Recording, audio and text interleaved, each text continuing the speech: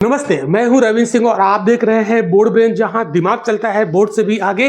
Board brain का एक ही मकसद है, जहां हर स्टूडेंट बने स्मार्ट लर्नर। आज की क्लास में हम लोग देखेंगे बहुपदों से जुड़े हुए कुछ कॉन्सेप्ट। तो इसके पहले हमने परिचय वाला पहला वीडियो डाल दिया था और अब ये परिचय वाला दूसरा वीडियो होगा, सेकंड पार्ट होगा।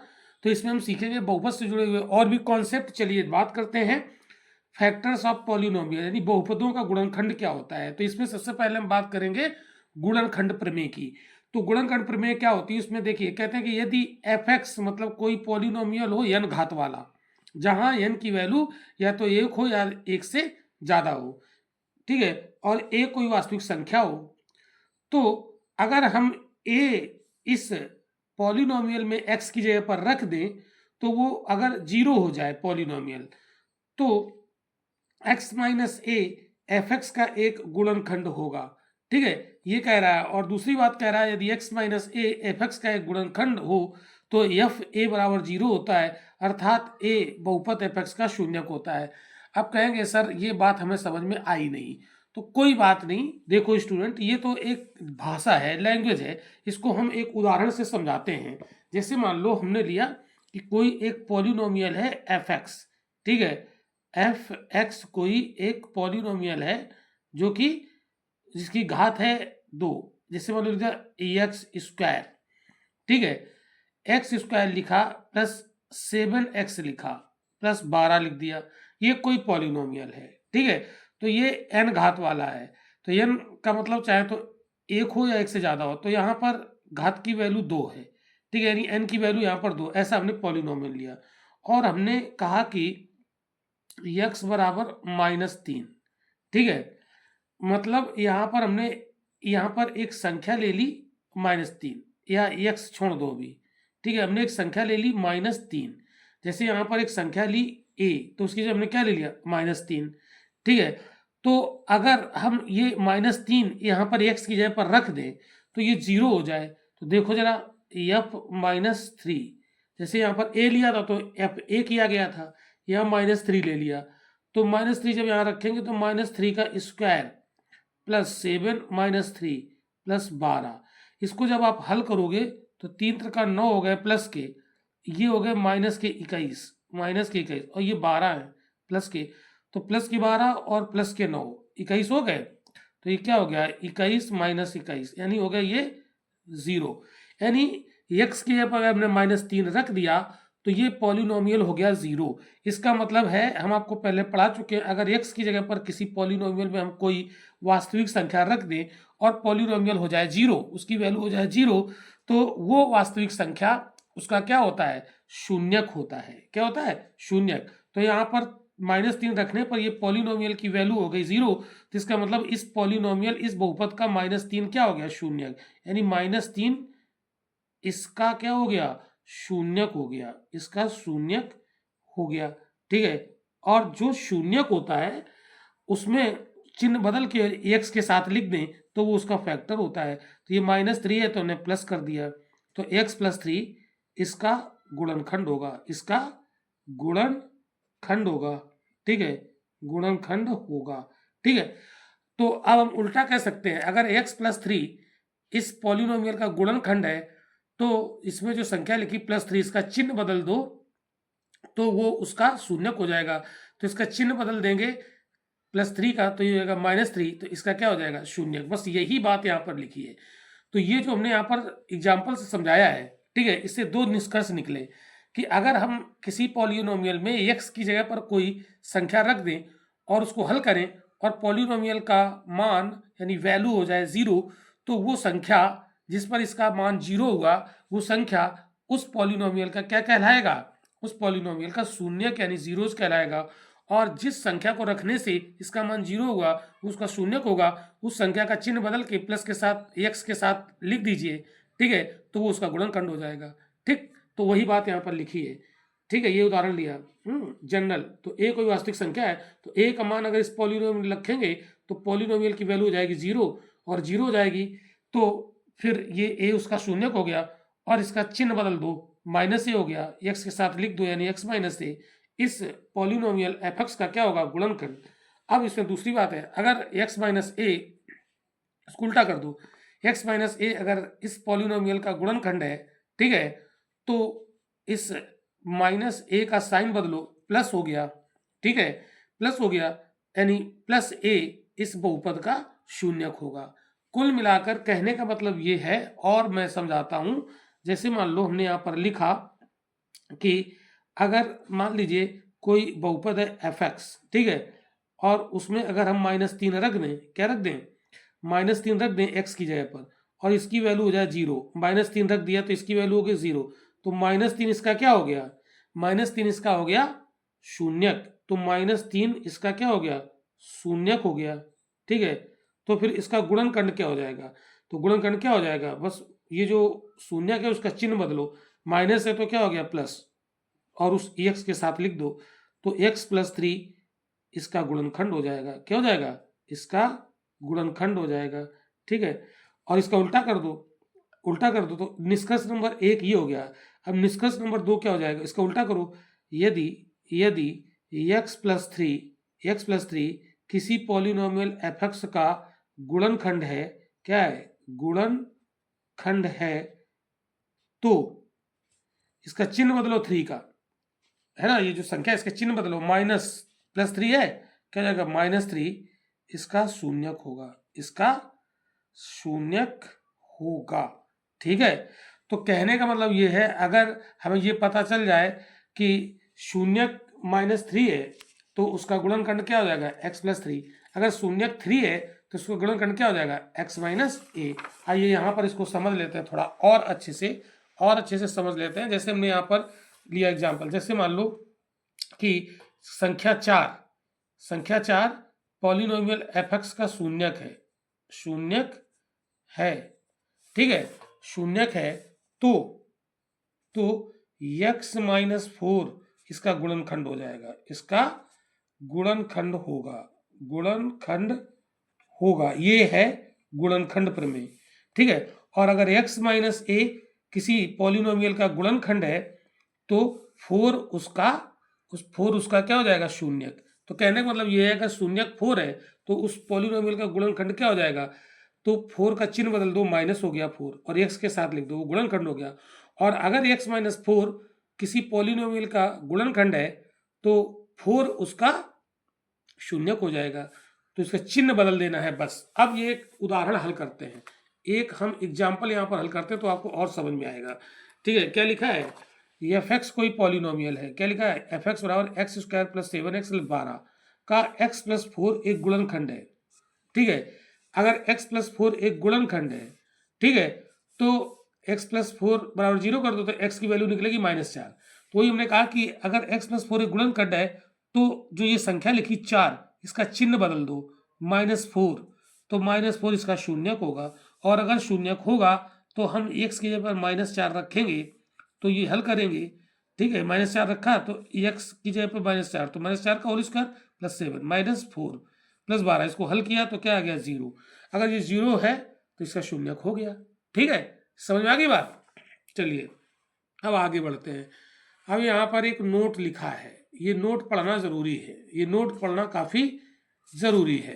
क्या लिखा है, यदि x + a f(x) का गुणनखंड है तो -f, मतलब देखो x + a f(x) का गुणनखंड है, तो x + a अगर गुणनखंड है तो 0 करो, तो x बराबर कितना आ जाएगा, -a, तो -a इसका शून्यक हो जाएगा, तो x के ऊपर -a रख दोगे, यानी f - a = 0 हो जाएगा। तो अगर x + a इस पॉलिनोमियल का गुणनखंड है तो जब x की जगह पर हम -a रख देंगे, मतलब ये चिन्ह बदल जाएगा, ठीक है, तो जब यहाँ रखेंगे तो ये 0 हो जाएगा, ठीक है। अब दूसरा, यदि ax - b f(x) का गुणनखंड, f(x) क्या है, पॉलिनोमियल, तो जानते हो यहाँ पर हमें x की जगह पे कितना रखना पड़ेगा, और वो इसको 0 कर देगा। तो देखो जैसे यहाँ लिखा है ax - b, इसको 0 करो, तो यहाँ पर ax = b हो जाएगा प्लस का, तो ax बराबर क्या हो जाएगा, b/a, यानी x की वैल्यू निकाली यहाँ से, वो इसमें रख दी, तो वो इसको 0 कर देगा, ठीक है। तो ये इसका शून्यक हो जाएगा, b/a। समझा की बात। जैसे यदि x - a x - b f(x) के गुणनखंड है, तब क्या हो जाएगा, अगर हम इस x की जगह पर a रख दें प्लस का, क्योंकि यहाँ माइनस है तो चिन्ह बदल के रखते हैं ना, तो ये इसका शून्यक बन जाएगा, यानी इसको शून्य कर देगा। अगर x माइनस बी इसका गुणनखंड है तो हम x के ऊपर क्या रख देंगे, चिन्ह बदल दो, है ना, प्लस का b रख देंगे, तो यानी ये बन जाएगा fx जो है, यहाँ b रख देंगे तो f भी बन जाएगा। और अगर ये इसका शून्यक है तो इसको 0 कर देगा। ठीक है, तो ये बात आपको याद रखनी। अब देखो ये सवाल एक एग्जाम्पल दिया है, इसको हल करिए।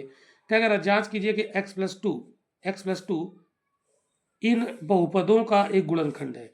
ठीक है, तो अगर x प्लस टू इसका गुणनखंड है तो गुणनखंड प्रमेय लगाओ।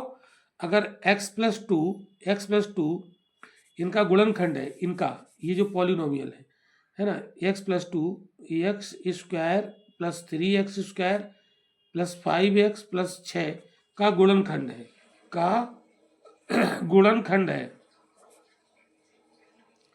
गुणनखंड है तो x बराबर -2 यानी -2, यानी ये जो प्लस है ना, इसका चिन्ह बदल दो। कैसे बदलता है चिन्ह, x प्लस 2 और 0 कर दो, तो यहाँ से x बराबर कितना आ जाएगा, -2, यानी -2 इसका शून्यक होगा। तो है तो -2 x cube plus 3x square plus 5x plus 6 का क्या हो जाएगा बच्चों, शून्यक होगा। क्या होगा, शून्यक होगा। अगर शून्यक होगा तो चेक करो, तो यहाँ पर आप रखो x पे कितना, -2 रखो इस पॉलिनोमियल में।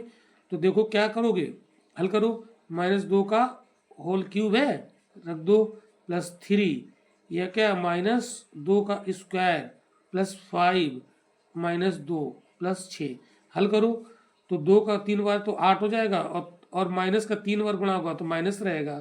ठीक है, ये 2 दूनी 4, 4 3 12, तो कितना जाएगा, प्लस का 12। क्यों, माइनस का स्क्वायर प्लस हो गया और 2 का स्क्वायर 4 हो गया, 4 गुणा 3 किया 12 हो गया, 5 दूनी 10, ये माइनस के 10 हो गए प्लस 6। अब जोड़ो 12 6 18 प्लस के 18 और 10 8 18 माइनस के 18, ये कट के 0 हो गए। ठीक है, अगर ये 0 है तो इसका मतलब है, देखो x का मान हमने इस पॉलिनोमियल में रखा और ये पॉलिनोमियल का मान ही 0 हो गया। तो जो मान मतलब x का वो मान जो पॉलिनोमियल को 0 कर दे तो वो उसका शून्यक होता है। तो गुणनखंड प्रमेय क्या कहती है, अगर x प्लस 2 इस पॉलिनोमियल का क्या है गुणनखंड, तो -2 इसका शून्यक होगा। ठीक है, तो हमने वही जांच कर ली। ठीक है, और अगर -2 ये चेक कर लिया हमने, अगर ये -2 इसका शून्यक है, ठीक है, तो यहाँ पर इससे शून्य कर दिया, यहाँ पर लिख दीजिएगा अतः -2 x cube plus 3x square plus 5x plus 6 का शून्यक है। ये चेक हो गया, शून्यक है। अब गुणनखंड प्रमेय क्या कहती है, अगर -2 इस बहुपद का शून्यक है तो x प्लस 2 इसका गुणनखंड हो जाएगा। शून्यक है तो x plus 2 x cube 3x square plus 5x plus 6 का गुणनखंड होगा। क्या होगा, गुणनखंड होगा। क्यों, क्योंकि हमने क्या कहा, अगर -2 इसका शून्यक है तो इसका चिन्ह बदल दो, -2 का प्लस हो गया और x के साथ लिख दो, उसका गुणनखंड हो जाएगा। तो अगर -2 इसका शून्यक है तो x प्लस 2 इसका गुणनखंड हो जाएगा। यही तो कह रहा था, जांच कीजिए कि x प्लस 2 इसका गुणनखंड है या नहीं, तो है। ठीक है, समझ आ गई बात। और अगर x प्लस 2 इसका गुणनखंड है तो -2 इसका शून्यक हो जाएगा, बस चिन्ह बदलना है केवल। आई होप कि आपको समझ में आ गया होगा। अब आप x प्लस 2 इस पॉलिनोमियल के लिए चेक कर लो। ठीक है, बिल्कुल ऐसे ही सॉल्व होगा, सॉल्व कर लेना। अब हम आते हैं अगला एग्जाम्पल देखते हैं क्या लिखा है बच्चों। देखो ये गुणनखंड प्रमेय से सॉल्व होगा सवाल। लिखा है x minus one 4x cube plus 3x square minus 4x plus k का एक गुणनखंड है, तो k का मान निकालो। तो शेषफल प्रमेय गुणनखंड प्रमेय क्या कहती है, चलिए हल करते हैं इसको। सॉल्यूशन, यदि x minus 1 4x cube plus 3x square minus 4x plus k का गुणनखंड है, क्या है, गुणनखंड है, तो 1 क्या हो जाएगा इसका शून्यक, तो 1 इसका शून्यक होगा, इसका क्या होगा, शून्यक होगा। क्यों भाई, होगा कि नहीं होगा, कैसे? गुणनखंड पर मैं यही तो कहती है भाई, अगर x माइनस वन इसका गुणनखंड है तो 1 इसका शून्यक होगा। कैसे? तो ये x माइनस वन है तो बस इस माइनस इस 1 का चिन्ह बदल दो तो +1 हो गया, तो वो उसका शून्यक हो जाएगा। ठीक है, अगर इसका शून्यक होगा तो वो वैल्यू हम इसमें रखेंगे 0 हो जानी चाहिए। ठीक है, तो क्या हो जाएगा 4 इंटू 1 का होल क्यूब, x की जगह क्या रख दो, ये रखो 1। ठीक है, प्लस 3 1 का स्क्वायर माइनस 4 इंटू 1 प्लस के, और ये शून्य है तो इसका 0 होना चाहिए, तो 0 बराबर कर दिया। तो क्या हो जाएगा 1 का क्यूब 1 रहेगा यानी 4 हो गया, प्लस 1 का स्क्वायर 1 रहेगा, 3 से गुणा होगा 3 आ जाएगा, माइनस 4 हो जाएगा, प्लस के हो जाएगा बराबर 0। तो देखो 4 3 ये प्लस के ये माइनस के 4 ये प्लस के 4 कट गए, तो ये क्या हो गया 3 प्लस के बराबर 0। तो के बराबर इस 3 को उस तरफ ले आओ, माइनस हो गया, तो के का मान निकल आया कि नहीं निकल आया? तो ये इस तरीके से इसका वैल्यू हो गया। ठीक है, आई होप कि आपको समझ में आ गया। गुणनखंड पर मैं लगा दी। अब हम आते हैं, जैसे अब हम लोग यहाँ पर सीखने वाले हैं क्या, गुणनखंड करने का एक तरीका होता है स्प्लिट मेथड। आइए उसको सीखते हैं, बहुत इंपॉर्टेंट है ये। ठीक है, तो द्विघात बहुपदों का गुणनखंड हम कैसे करते हैं, मतलब ऐसा बहुपद जिसकी घात 2 है यानी इसकी डिग्री 2 है, तो उसका हम गुणनखंड कैसे करते हैं। तो इसमें एक होता है मिड टर्म स्प्लिट मेथड, यानी जो बीच का पद होता है उसको 2 भागों में बांटकर इसका गुणनखंड किया जाता है। तो स्टूडेंट ध्यान रखिएगा, ये द्विघात बहुपदों के लिए ये तरीका लगता है, और इसमें बहुपद में 3 पद होने चाहिए। तो 1 पद है, 2 पद है, 3 पद है, 3 पद है इसमें। तो इसमें होता क्या है, बीच वाला जो टर्म होता है, जो यक्स वाला टर्म होता है, ठीक है, तो जो यक्स वाला टर्म होता है उसको 2 टुकड़ों में बांटा जाता है। जैसे यक्स का गुणांक 7 है तो इस 7 को हम 2 भागों में स्प्लिट करेंगे। स्प्लिट का मतलब है बांट देंगे, यानी 7 के हम टुकड़े करेंगे। ठीक है, तो मिड टर्म का मतलब, मिड टर्म कौन होता है, जो यक्स वाला टर्म होता है उसी को मिड टर्म कहते हैं। ठीक है, तो इसका तरीका क्या होता है और हम तरीका सिखाते हैं। पहले देखो, इसमें जो कांस्टेंट होता है ये 12, इसका गुणा करते हैं एक्स स्क्वायर के गुणांक से। पहले जितना आता है फिर उसके करते हैं फैक्टर। देखो यहाँ सिखाते हैं, जैसे ये 12 है तो 12 का गुणा हमने एक्स स्क्वायर के गुणांक से किया। यहाँ एक्स स्क्वायर का गुणांक कुछ नहीं लिखा है, इसका मतलब 1 होता है। तो 12 का गुणा हमने 1 से किया, 12 आया। ठीक है, अब हम इस 12 के तुरंत कर लेंगे गुणनखंड। तो इस 12 के क्या करेंगे बच्चों, गुणनखंड कर लेंगे। तो 2 से भाग देंगे 6 बार गया, फिर 2 से भाग देंगे 3 बार गया। अब ये 3 से भाग होगा, ठीक है, 3 का भाग 3 में दिया, 1 बार कट गया, तो कितने आ गए ये 2 गुणा 2 गुणा 3। ठीक है, इनका जब गुणा करेंगे 3 दूनी 6 दूनी 12 आएगा। ठीक है, तो देखो हमने इतना काम कर लिया। क्या किया, जो कांस्टेंट टर्म है उसका हमने गुणा किया पहले एक्स स्क्वायर के गुणांक से, जो आया उसके गुणनखंड करके लिख दिए। ठीक है, अब हमें इसको स्प्लिट करना है। तो ये जो 12 है ना, ये जो 12 आया इसको हम ऐसे सेट करेंगे, इसी गुणनखंडों को ऐसे सेट करेंगे जिसमें प्लस का 7 आना चाहिए। ठीक है, तो देखो प्लस का 7 कैसे आ जाएगा, तो देखो ये 2 दूनी 4 और 3। ठीक है, तो हमने इसको क्या लिख लिया, 2 दूनी 4 और ये हो गया 3, ये रहेगा अभी 12। और अगर हम 4 और 3 को जोड़ेंगे तो 7 आ जाएगा प्लस का। तो हमें इनके गुणनखंडों को ऐसे सेट करना था जिससे कि हमें प्लस का 7 आ जाए। तो देखो 4 तिहाई 12 होता है और 4 3 जोड़ेंगे तो प्लस का 7 आ जाएगा।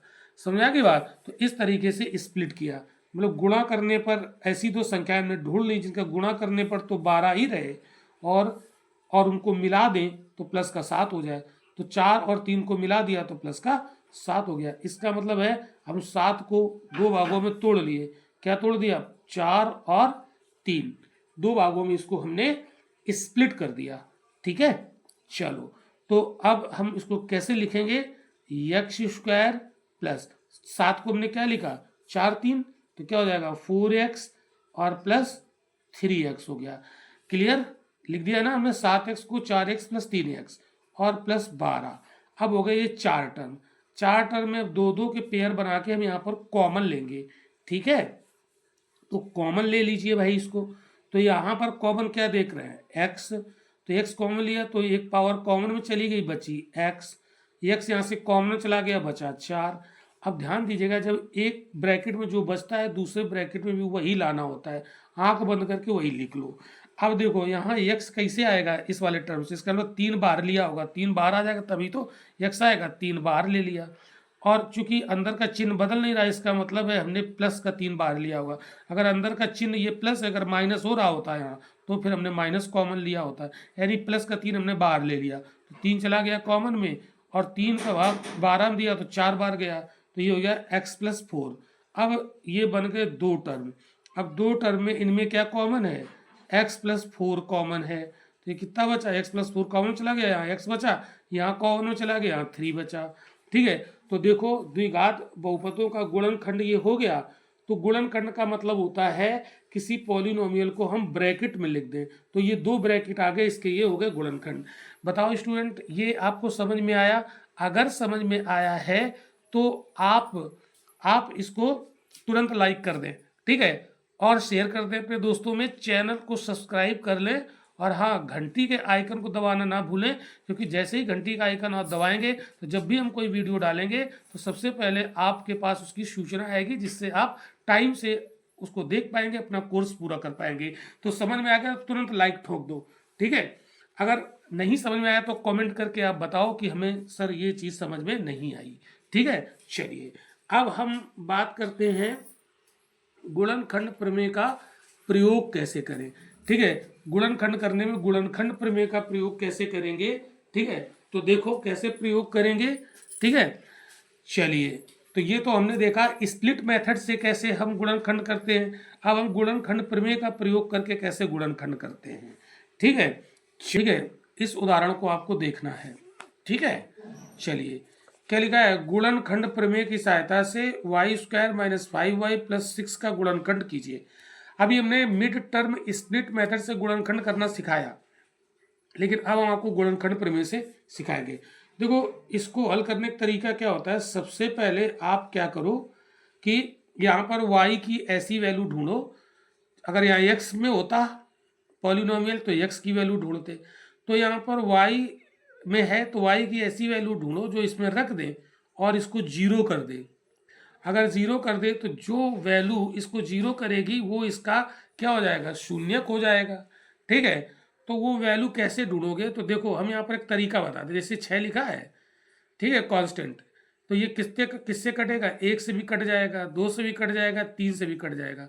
तो इसका मतलब है इसकी वो 1 2 3, यानी प्लस का 1 से चेक करो, माइनस के 1 से चेक करो, प्लस के 2 से चेक करो, माइनस के 2 से चेक करो, प्लस के 3 से चेक करो, माइनस के 3 से चेक करो। जिनसे ये 0 हो जाए वही इसका शून्यक होगा, और जब शून्यक हमें पता चल जाएगा तो उसका चिन्ह बदल के y के साथ उसको लिख देंगे तो वो उसका फैक्टर हो जाएगा, ठीक है, समझ आ गई। अब उसके 2 शून्यक होंगे एक्चुअल में, ठीक है, कितने शून्यक होंगे, 2, क्यों, क्योंकि पावर 2 है, डिग्री 2 है, तो इसके 2 गुणनखंड होंगे, ठीक है। तो जितने शून्यक होते हैं उतने गुणनखंड होते हैं। तो चलो इसको हम लोग चेक करते हैं। तो जैसे हमने यहाँ पर 1 रख के देखा, तो 1 रख के देखो, तो 1 का स्क्वायर 1 - 5 × 1 5 + 6 नहीं होगा, -1 रखो, -1 रखोगे तो ये हो जाएगा प्लस का 1, और ये होगा प्लस का 5 6, तब भी नहीं होगा, ठीक है। अब 2 रख के देखो यहाँ पर, तो 2 दूनी 4 और 5 दूनी 10, हाँ इससे हो जाएगा। तो जब हम y = 2 यहाँ रखेंगे, y = 2 रखने पर y = 2 रखो तो क्या हो जाएगा, यहाँ पे 2 का स्क्वायर -5 × 2 + 6, ठीक है, ये रखा, ये 4 हुआ, ये 5 दूनी 10 हुआ माइनस का, ये प्लस के 6 हुए, ठीक है। तो ये 6 4 10 प्लस के हुए, ये माइनस के 10 हुए, कट गए, 0 आ गया, यानी y = 2 इसमें रखने पर ये 0 हो गया। तो y = 2 रखने पर ये बहुपद y² - 5y + 6 शून्य हो जाता है, शून्य हो जाता है। अतः 2 इसका शून्यक होगा, 2 इसका शून्यक होगा, और अगर 2 शून्यक होगा तो y माइनस 2, मतलब इस शून्यक का चिन्ह बदल दिया है, प्लस का 2 है तो माइनस का 2, y माइनस 2 y के साथ लिख दिया। अगर ये पॉलिनोमियल x में होता तो हम x के साथ इसको लिख देते तो x माइनस 2 हो जाता, चूंकि पॉलिनोमियल y में चल रहा है तो y माइनस 2 लिख दिया। देखो सुनो, हमने ये निकालना सिखाया ना आपको, अगर 2 इसका शून्यक है तो y माइनस 2 इसका गुणनखंड होगा, तो y माइनस 2 इसका एक गुणनखंड होगा, एक गुणनखंड होगा, गुणनखंड होगा। ठीक है, समझा की बात। तो एक गुणनखंड तो इसका y माइनस 2 निकल आया, और अगर y माइनस 2 इसका गुणनखंड होगा तो y माइनस 2 का इसमें अगर हम भाग देंगे तो वो 0 हो जाएगा। तो गुणनखंड होगा तो इसका y माइनस 2 का इसमें भाग दो, y माइनस 2 का इसमें भाग दो। ठीक है, तो ये क्या है, Y square minus 5y plus 6, इसको भाग इस तरीके से देंगे। अब देखो ये जो y है ना, तो ये वाई स्क्वायर बनाना पड़ेगा इसको, तो यहाँ पर इस पर कितने गुणा कर दें इसमें जो वाई स्क्वायर बन जाए y का, तो y गुणा यहाँ करो वाई स्क्वायर हो गया, y गुणा माइनस 2 में भी करना पड़ेगा तो 2y हो गया। अब क्या करो, इसको घटा दो, माइनस ये हो गया प्लस, ये कट गए तो ये कितने बचे, माइनस के 3y बचे और ये प्लस के 6 बचे। ठीक है, अब इसको भी हटाना पड़ेगा, उड़ाना पड़ेगा, तो यहाँ पर y कैसे आएगा, 3y लाना पड़ेगा, तो यहाँ y है तो यहाँ पर कितने गुणा कर दें, 3 का गुणा कर दें, 3 का, तो ये क्या हो जाएगा 3y और माइनस 3 दूनी 6। ठीक है, तो अब इसको हमें क्या करना पड़ेगा, इसका हमें देखो, इसको अगर हम जस्ट मिनट, अगर हम माइनस 3 से गुणा, अच्छा माइनस 3 लाने थे, माइनस 3 लाने तो माइनस का गुणा कर लोगे। ठीक है, तो ये माइनस 3y, ठीक है, और ये प्लस का 6 हो जाएगा। अब इनको घटाना पड़ेगा, तो घटाओगे तो चिन्ह बदल जाएंगे, तो ये पूरे कट गए, क्या हो गया 0। ठीक है, तो एक गुणनखंड y माइनस 2 था, तो दूसरा गुणनखंड कितना निकल आया y माइनस 3, तो इसका गुणनखंड कितना निकल आया, यानी Y square minus 5y plus 6 के गुणनखंड कितने निकल आए, एक निकल आया y माइनस 2 और दूसरा निकल आया y माइनस 3। अगर y माइनस 3 इसका गुणनखंड है तो 3 इसमें रखोगे तो 0 हो जाएगा। देखो रख के देख लो, 3 का 9, रख के देख लो, इसको चेक कर लो, ये वाला तो हम चेक कर ही चुके हैं। ये अगर इसका गुणनखंड है तो 3 इसका शून्यक होगा, शून्यक अगर 3 होगा तो यहाँ रखो भाई, y माइनस 3 इसका गुणनखंड है, तो ये माइनस 3 है तो प्लस 3 चिन्ह बदल जाएगा ना, तो इसका शून्यक हो जाएगा। अगर शून्यक होगा प्लस 3 तो इसमें इसको 0 कर रहा होगा, रख लो 3, देख लो चेक कर लो साइड में, तो 3 का स्क्वायर माइनस 5 इंटू 3 प्लस 6, 3 का 9, 5 3 15 प्लस 6, 6 9 15 हो गया, प्लस के ये माइनस के 15 कट गए, हो गया 0। इसका मतलब है अगर इसका 3 इसका शून्यक है तो y माइनस 3 इसका फैक्टर हो गया, तो ये इसके फैक्टर हो गए, तो ये इसका आंसर हो गया। तो ये हमने निकाला है गुणनखंड प्रमेय से इसके फैक्टर निकाले। ठीक है, तो अगर एग्जाम में आता है प्रश्न कि ये इसके गुणनखंड करो और उसने लिख दिया गुणनखंड प्रमेय से करो, तो ऐसे करना पड़ेगा, और अगर ना लिखे केवल लिखे इसके फैक्टर करो तो मिड टर्म स्प्लिट करके आप कर लोगे। ठीक है, लेकिन उसने लिख दिया कि गुणनखंड प्रमेय से करो तो फिर तुम्हें करना ही पड़ेगा। ठीक है, समझा की बात। अब हम आते हैं, इसका एक बड़ा एग्जाम्पल लेते हैं। ठीक है, एक और एग्जाम्पल लेते हैं।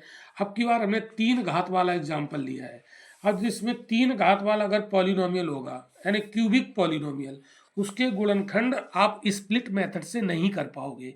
ठीक है, क्योंकि इसमें टर्म की संख्या ज़्यादा है, तो इसका गुणनखंड हमें इससे करना पड़ेगा, गुणनखंड प्रमेय से। तो देखो, तो गुणनखंड प्रमेय से अब इसका करना पड़ेगा। अगर 2 घात वाला होता तो फिर हम स्प्लिट मेथड से कर लेते। तो गुणनखंड प्रमेय से जब इसको हम गुणनखंड करते हैं तो सबसे पहले क्या करते हैं, यहाँ पर x की जगह पर कुछ हम ऐसी वैल्यू ढूंढेंगे जो यहाँ पर रख दे, और रखने पर ये 0 हो जाए। ठीक है, तो जैसे यहाँ पर 120 है, ये किससे डिवाइड होगा, 1 से डिवाइड हो जाएगा, 2 से डिवाइड हो जाएगा, 3 से डिवाइड हो जाएगा। तो सबसे पहले हम 1 रख के यहाँ देखते हैं। अगर 1 हम यहाँ रखेंगे तो इसको हमने ये पॉलिनोमियल इसको fx मान लिया, तो 1 रखो, यहाँ पर 1 रखा, तो ये कितना हो जाएगा 1, देखो 1 क्यूब, ठीक है, minus 23 into 1 square plus 142 into 1 minus 120।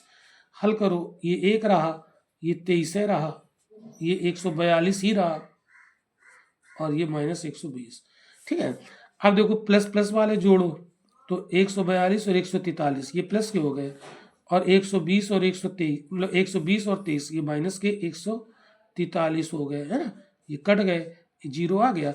इसका मतलब है कि 1 इस fx का शून्यक है, और अगर ये 1 इसका शून्यक है यानी जीरोज है, तो x - 1 इसका क्या हो जाएगा, गुणनखंड हो जाएगा कि नहीं हो जाएगा। अगर 1 शून्यक है, 1 इसका क्या है, जीरोज है, ठीक है, तो x - 1 इसका क्या हो जाएगा, फैक्टर यानी गुणनखंड हो जाएगा। ये अगर जीरोज पता है तो फैक्टर क्या हो जाएगा, इसका जीरोज का चिन्ह बदल दो, ये 1 है तो -1 हो गया, और x के साथ लिख दो, क्योंकि पॉलिनोमियल x में था, अगर y में होता तो y के साथ लिख देते, तो ये इसका फैक्टर होगा। ठीक है, और अगर x - 1 इस पॉलिनोमियल का फैक्टर होगा, इस पॉलिनोमियल को हमने fx मान लिया, तो fx का गुणनखंड होगा, तो fx में x - 1 से भाग देने पर शेषफल शून्य आना चाहिए। यही तो अभी थोड़ी देर पहले हमने किया था।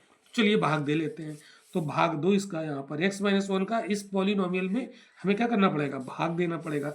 अब देखो इसका भाग दे रहे हैं, अब देखो इसको में एक्स क्यूब बनाना है, तो इसका लो एक्स स्क्वायर से गुणा करो, एक्स स्क्वायर गुणा एक्स में करो, एक्स क्यूब आया। ठीक है, फिर एक्स स्क्वायर गुणा -1 में करोगे तो -x स्क्वायर आया। ठीक है, अब इसमें क्या करो, इसको घटाओ, ये घटाने में चिन्ह बदलते हैं, ये माइनस है तो प्लस हो गया, ये कट गए। अब कितना बचा, माइनस के 23x स्क्वायर, ये प्लस का x स्क्वायर, तो माइनस के 22x स्क्वायर बचे, ये पूरा उतार लो, प्लस 142x माइनस 120। ठीक है, अब इसमें हमें कितने करने हैं, अब माइनस के 22x स्क्वायर लाने हैं, तो यहाँ पर माइनस के 22x का गुणा करेंगे इसमें, तो x में करेंगे -22x का, तो कितना हो जाएगा, माइनस का 22x स्क्वायर। अब ये -22x का गुणा -1 करेंगे तो ये जाएगा प्लस, क्या हो जाएगा 22x। ठीक है, अब इसको घटाओ, चिन्ह बदल जाएंगे, ये उड़ गए। अब देखो 142 प्लस के हैं और 22 माइनस के हैं, तो ये कितने बचे, ये बचे तुम्हारे 120x प्लस के, 120 है कितने, 0, 4 से 2 गए 2, 1 और -120। अब हमें इसको कितना करना है, इसको हमें 120x लाना है, और यहाँ x है तो इसमें 120 का गुणा करो, तो 120 का x में गुणा होगा, कितना जाएगा 120x। ठीक है, अब 120 का -1 से करोगे तो माइनस का 120। अब चिन्ह बदलो, घटाना पड़ता है तो माइनस हो गया, ये माइनस तो प्लस हो गया, सब कट गया, क्या आ गया 0। अब 0 आ गया, बचा क्या ऊपर, x square minus 22x plus 120, ये बचा। ठीक है, क्या बचा ऊपर, सॉरी यहाँ तक हमने कर दिया, दिखाई नहीं दिया होगा, है ना, देख लेना आप लोग, इसको हमने ऐसे भाग दिया है। ठीक है, तो अब ऊपर कितना है, इतना, तो एक गुणनखंड तो x - 1 है ही, अब इसके दो गुणनखंड और आएंगे, क्यों, क्योंकि जिसमें घात 3 होती है, उसमें 3 गुणनखंड होते हैं, एक गुणनखंड तो इसका x - 1 है, अब दो गुणनखंड कहाँ से निकलेंगे, जो ये हमें भागफल आया यहाँ से निकलेंगे, तो इसको हम क्या करेंगे, इसको अब स्प्लिट मेथड से हल कर देंगे। ठीक है, तो 120 का गुणा करेंगे एक्स स्क्वायर के कोएफिशिएंट में, ठीक है, तो 1 है तो कितना रहेगा, 120 रहेगा, कितना रहेगा 120। अब 120 के गुणनखंड कर डालो, 2 छंग 12, 60 आया, 2 से 30 आया, फिर 2 से 15 आ गया, अब आएगा 3 से 5 आया, अब 5 से कट के खत्म होगा। इसका इसके गुणनखंड कितने हो गए, 2 गुणा 2 गुणा 2 गुणा 3 गुणा 5, यानी 5 3 15 दूनी 30 दूनी 60 दूनी 120, ये 120 है। अब इन गुणनखंडों को ऐसे सेट करो कि गुणा तो 120 रहे, लेकिन उनको मिलाएं तो माइनस के 22 आ जाए, कितने आ जाए, ये माइनस के 22 लिखे हैं, तो माइनस के 22 कैसे आ जाएंगे, देखो भाई, देखो 5 3 15 और 2 दूनी 4 दूनी 8, 15 8 अगर जोड़ेंगे तो कितने आ जाएंगे, 15 8, तो ये 23 हो रहे हैं। ठीक है, अब देखो ये कैसे बनेंगे, देखो ये 5 दूनी 10, 2 3 6 दूनी 12, तो देखो ऐसे करो, ये 5 और ये 2 ले लो एक साथ, तो 5 दूनी 10 और बाकी 3 दूनी 6 दूनी 8, 3 दूनी 6 दूनी 12, तो 12 गुणा 10 बराबर 120 हुए, और अगर हम 12 और 10 को मिलाएंगे तो 22 होंगे कि नहीं होंगे, क्या होंगे, 22 होंगे कि नहीं होंगे, लेकिन माइनस के 22 लाने, माइनस के 22 तब होंगे जब माइनस का 10 हो और माइनस का 12 हो, इन दोनों को जोड़ दो तो कितना आ जाएगा, माइनस का 22, और माइनस है कि 22 है लाने, तो इन गुणनखंडों को इधर उधर सेट किया और हमने इसको 12 इंटू 10 लिखा। 12 और 10 का गुणा करोगे 120 आएगा प्लस का। लेकिन अगर इनको मिलाएं 12 10 को तो माइनस का 22 आना चाहिए। ठीक है, तो माइनस का 22 कैसे आएगा? तो माइनस के 10 ले लें, माइनस के 12 ले लें। ठीक है, तो मैंने माइनस के 10 लिए और माइनस के 12 लिए, तो माइनस 10 माइनस 12 को मिलाएंगे तो माइनस का 22 आएगा। है माइनस के 22 लाने, और माइनस के 10 माइनस के 12 का गुणा करेंगे तो 120 आ जाएगा, माइनस माइनस प्लस हो जाएगा। ठीक है, तो ये हमने सेट कर लिए। इसका मतलब है हम इस 22 को कैसे तोड़ दिए? माइनस का 10 माइनस का 12 क्या तोड़ दिए? माइनस का 10 माइनस का 12।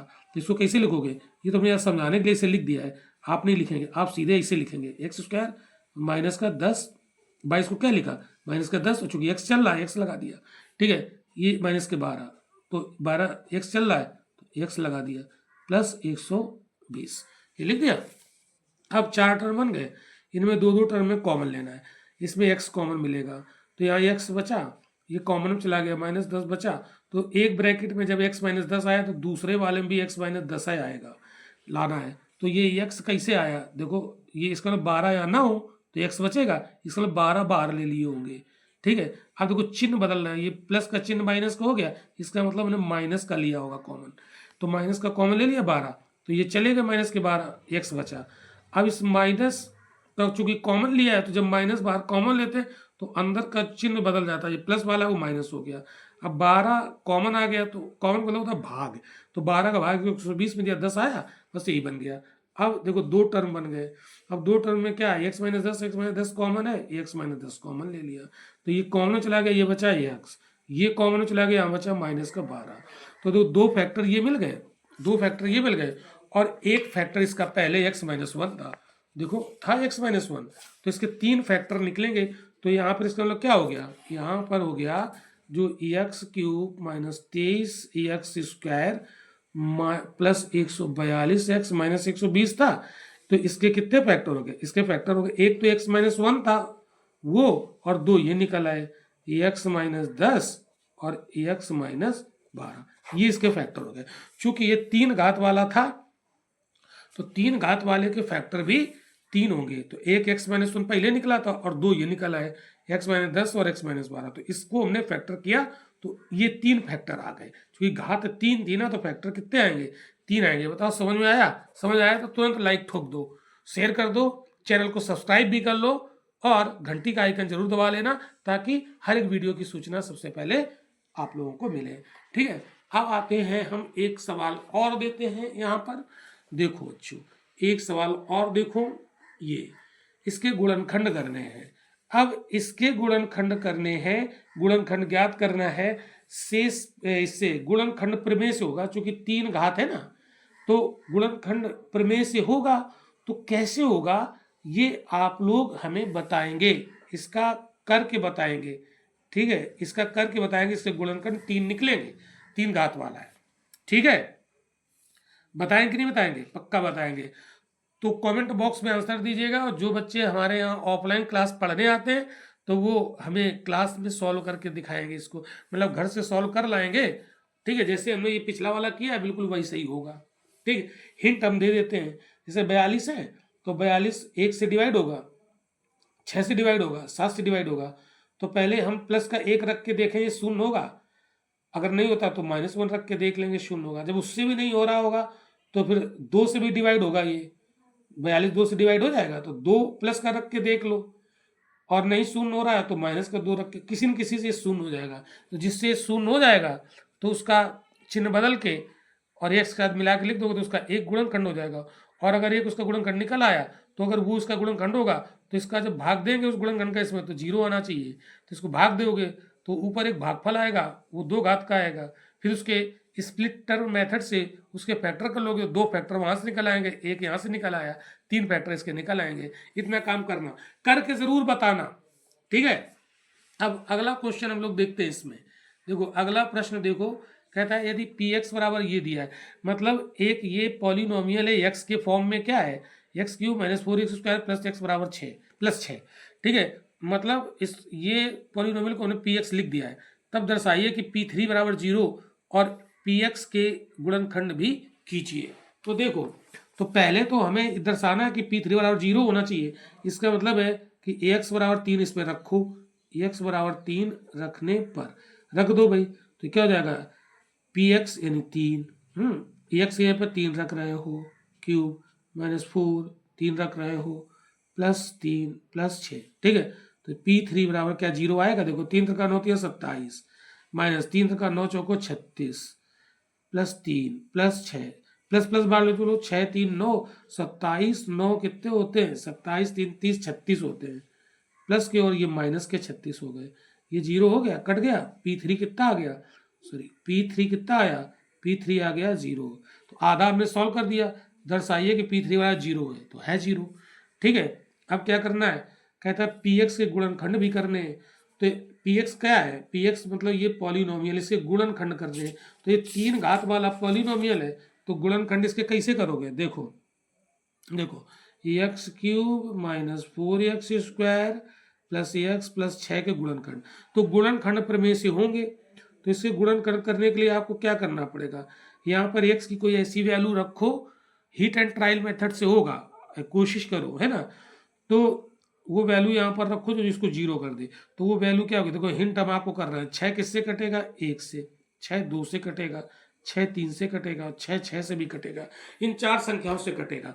तो हम इसमें लगाएं plus minus plus minus plus minus plus minus, तो पहले हम प्लस का 1 रख के यहाँ देखें, अगर 0 कर रहा है तो बात बन जाएगी, अगर नहीं कर रहा है फिर -1 रख के देखेंगे, मतलब किसी एक संख्या से ये 0 हो ही जाएगा। तो 1 रख के देखो यहाँ 0 होगा क्या, x बराबर 1 रखो जरा, तो 1 का क्यों, ये रफ में करके देख सकते हो, ठीक है।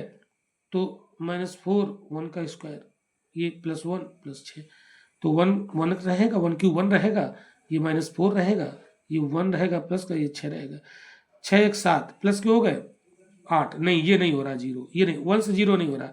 अब देखो -1 रखने पे क्या 0 होगा, ये हम रफ में काम कर लेंगे, ये x बराबर -1 रख के देखो, तो -1 जब यहाँ पर रखोगे तो देखो जरा इसके x की जगह पर, तो क्या जब -1 का होल क्यूब, ठीक है, -4 -1 का होल स्क्वायर प्लस एक से क्या रखोगे -1, हल करो, -1 का क्यूब 1 होगा माइनस का, है ये -1 का स्क्वायर 1 हो गया, और 4 से गुणा होगा माइनस का 4 रहा, ये माइनस का 1 हो गया, है ना, और ये प्लस का 6।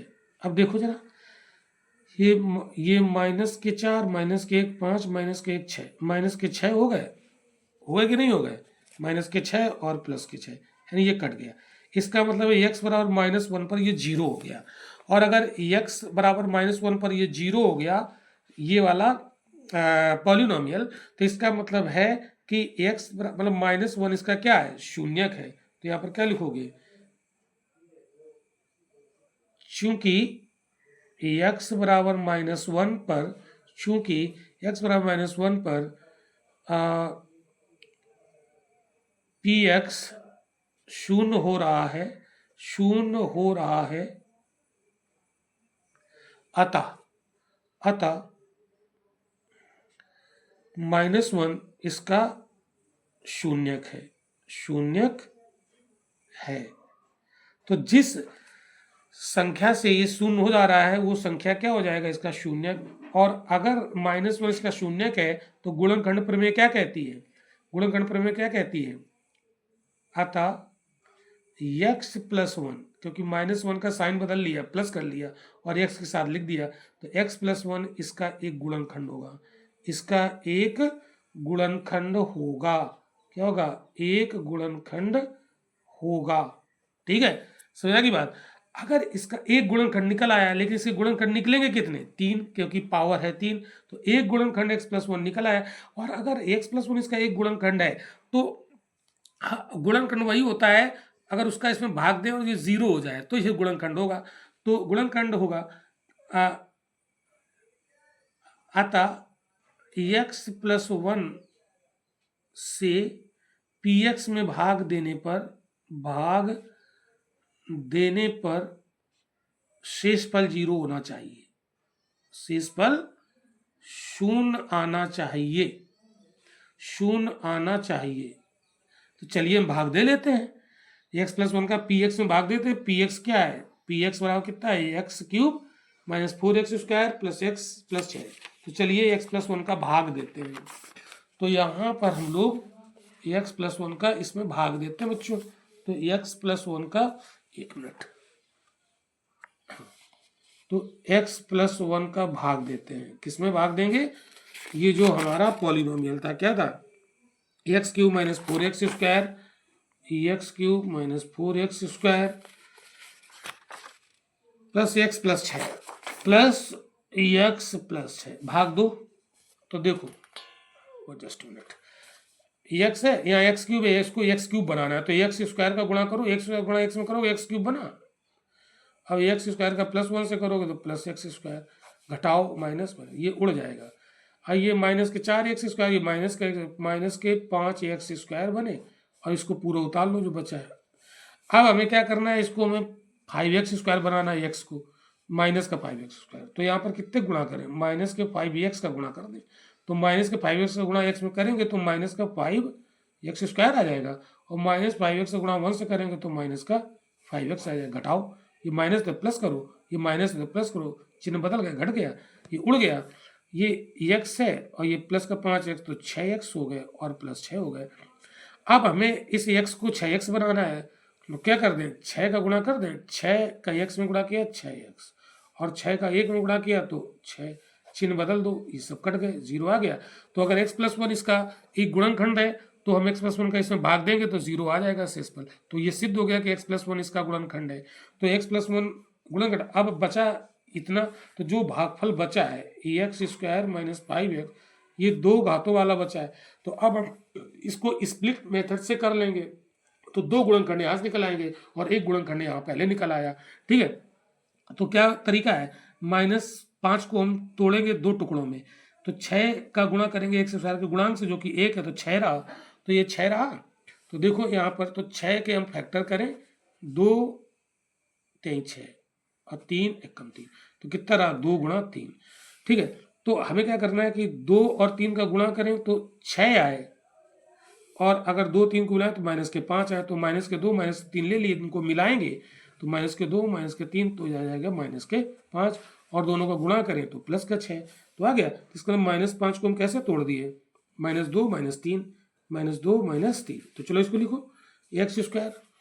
ठीक है, इसको लिखो x square -2x -3x plus 6।